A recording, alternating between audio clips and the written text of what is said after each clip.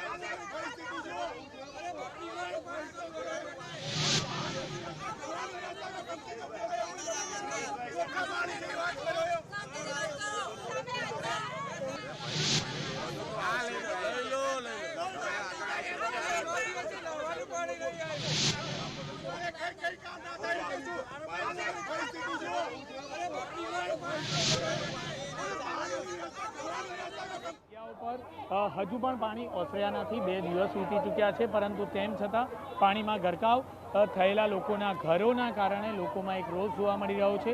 Mayor જ્યારે મુલાકાત માટે આવ્યા તો મેયરની સાથે તમામ વ્યક્તિઓએ ઉગ્રતાથી રજૂઆત કરી।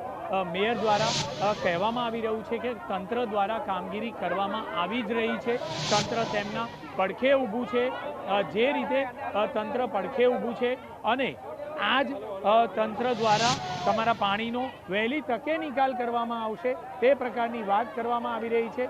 જે લોકો છે તે લોકોની બચાવ કરવાની જે વાત હતી તે બિલકુલ ગેરવ્યાજબી હતી। લોકો કહી રહ્યા છે કે મેયર બોટમાં બેસી અને આ મુલાકાત લો, પરંતુ મેયર જણાવી રહ્યા છે કે ના, હું ચાલતા જ મુલાકાત લઈશ।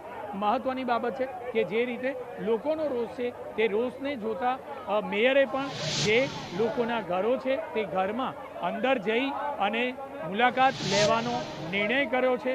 મહત્વની બાબત છે કે આખરે જે રીતે લોકો રોષે ભરાયા છે તે લોકોના રોષનો ભોગ મેયરે બનવું પડ્યું છે, કારણ કે અધિકારીઓ દ્વારા જે કામગીરી કરવામાં આવતી હોય તે કામગીરીમાં ક્યાંક ને ક્યાંક કેટલેક અંશે યોગ્ય કામગીરી ન થઈ હોવાના કારણે આખરે જે મેયર છે તે મેયર રોષનો ભોગ બની રહ્યા છે।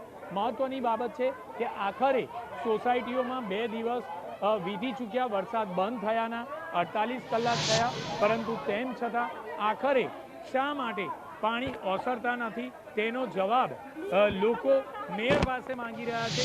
તંત્ર દ્વારા આખરે આ બાબતે યોગ્ય રીતની જો કામગીરી કરવામાં આવી હોત તો કદાચ કેટલેક અંશે જે આ રોષ છે તે રોષનો ભોગ લોકોએ બનવો ન પડ્યો હોત।